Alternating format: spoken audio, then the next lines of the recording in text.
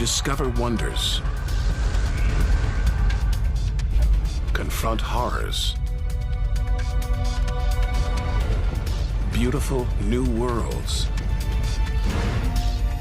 malevolent dark forces,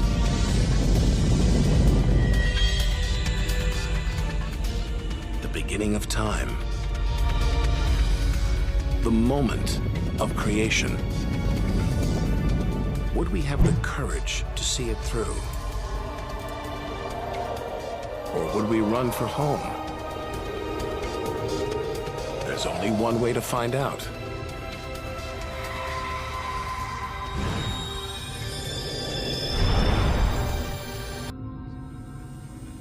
Down there, life continues.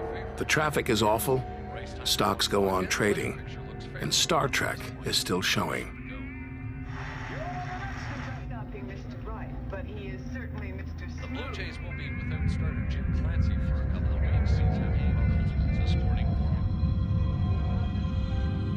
When we return home, if we return home,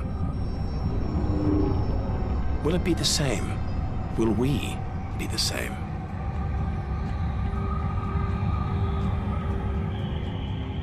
We have to leave all this behind, to dip our toes into the vast dark ocean,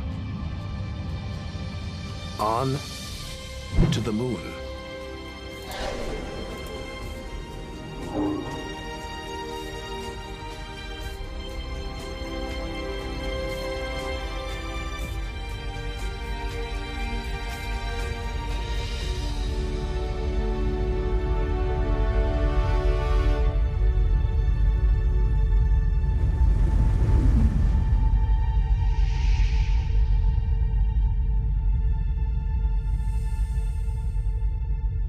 Dozens of astronauts have come this way before us.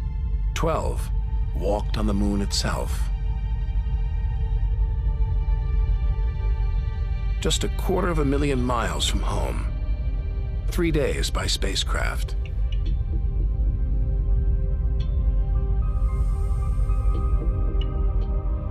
Barren. Desolate. It's like a deserted battlefield, but oddly familiar. So close, we've barely left home.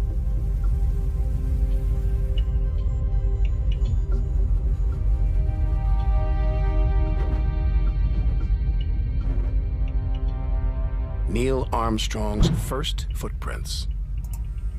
Looks like they were made yesterday. There's no air to change them. They could survive for millions of years. Maybe longer than us.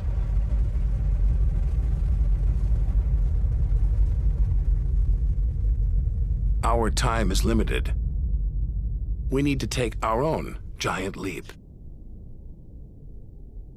1 million miles, 5 million, 20 million miles. We're far beyond where any human has ever ventured. Out of the darkness, a friendly face. The goddess of love, Venus. The morning star, the evening star. She can welcome the new day in the east, say goodnight in the west.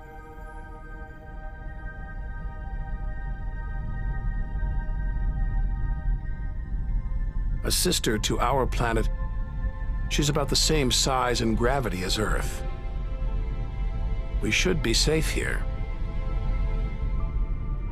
But the Venus Express space probe is setting off alarms. It's telling us these dazzling clouds, they're made of deadly sulfuric acid. The atmosphere is choking with carbon dioxide.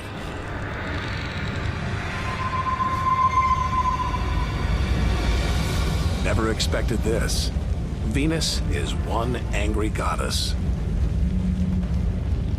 The air is noxious, the pressure unbearable.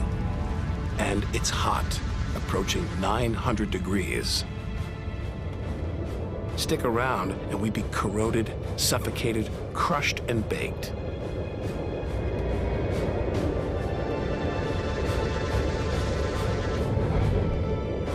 Nothing can survive here.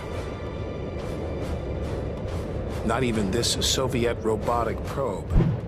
Its heavy armor's been trashed by the extreme atmosphere.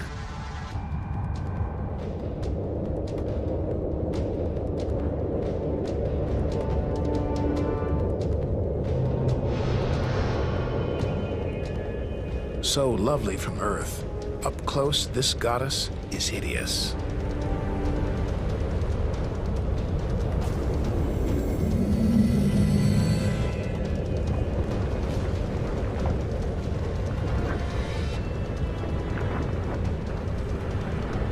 She's the sister from hell, pockmarked by thousands of volcanoes. All that carbon dioxide is trapping the sun's heat.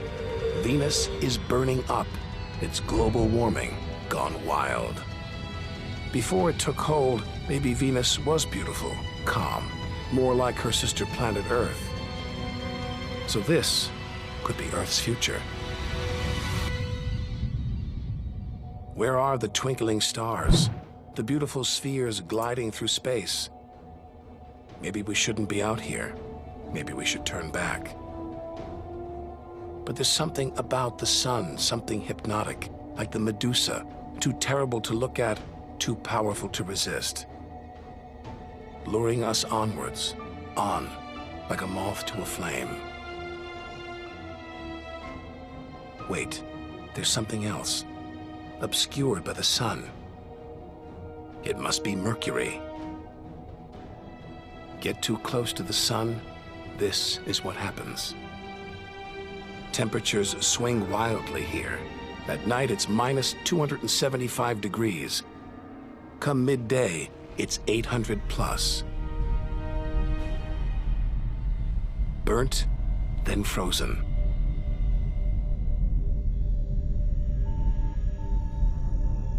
The Messenger space probe is telling us something strange. For its size, Mercury has a powerful gravitational pull. It's a huge ball of iron, covered with a thin veneer of rock, the core of what was once a much larger planet. So where's the rest of it? Maybe a stray planet slammed into Mercury, blasting away its outer layers in a deadly game of cosmic pinball. Whole worlds, on the loose, careening wildly across the cosmos, destroying anything in their path. And we're in the middle of it. Vulnerable, exposed, small. Everything is telling us to turn back. But who could defy this? The sun, in all its mesmerizing splendor. Our light, our lives. Everything we do is controlled by the sun, depends on it. It's the Greek god Helios driving his chariot across the sky. The Egyptian god Ra, reborn every day. The summer solstice sun rising at Stonehenge. For millions of years, this was as close as it got to staring into the face of God.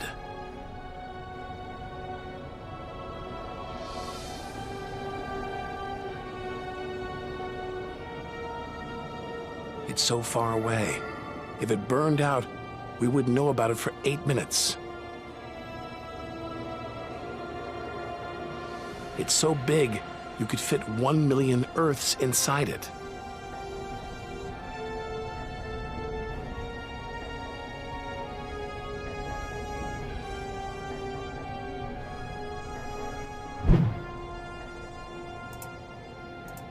But who needs numbers? We've got the real thing. We see it every day, a familiar face in our sky. Now, up close, it's unrecognizable.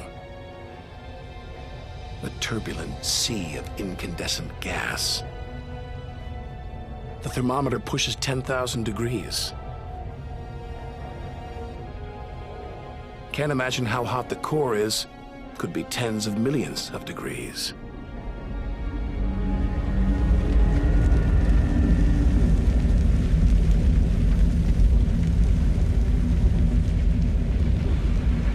hot enough to transform millions of tons of matter into energy every second. More than all the energy ever made by mankind, dwarfing the power of all the nuclear weapons on Earth. Back home, we use this energy for light and heat. But up close, there's nothing comforting about the sun. Its electrical and magnetic forces erupt in giant molten gas loops. Some are larger than a dozen Earths, more powerful than 10 million volcanoes.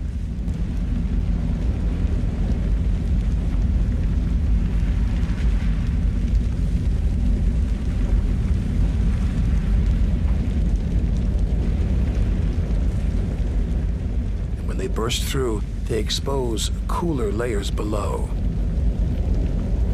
making sunspots. A fraction cooler than their surroundings, sunspots look black, but they're hotter than anything on Earth, and massive, up to 20 times the size of Earth.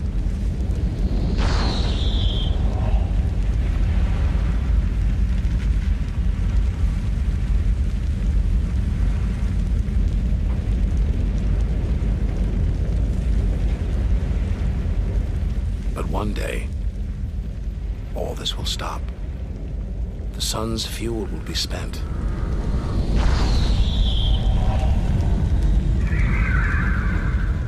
And when it dies, the Earth will follow.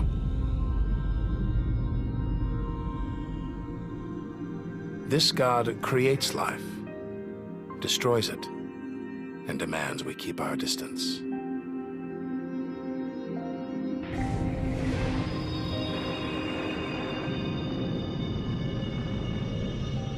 This comet strayed too close. The sun's heat is boiling it away, creating a tail that stretches for millions of miles.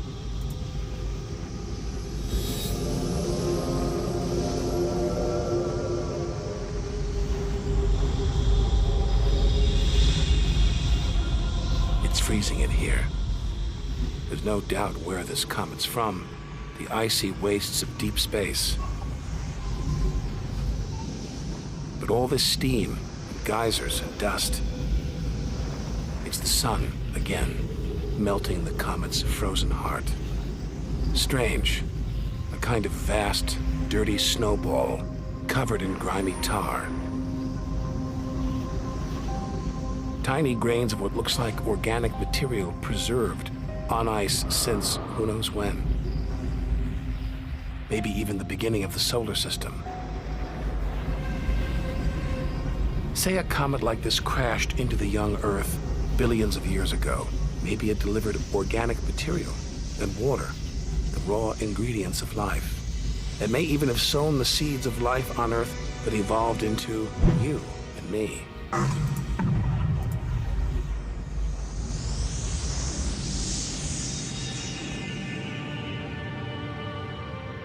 But say it crashed into the Earth now. Think of the dinosaurs, wiped out by a comet or asteroid strike. It's only a question of time. Eventually, one day, we'll go the way of the dinosaurs.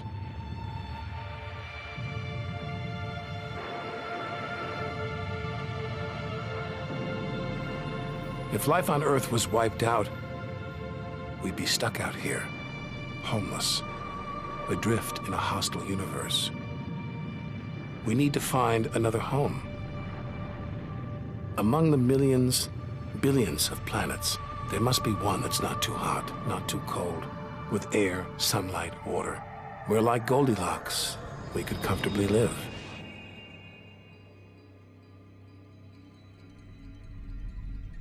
The Red Planet. Unmistakably, Mars. For centuries, we've looked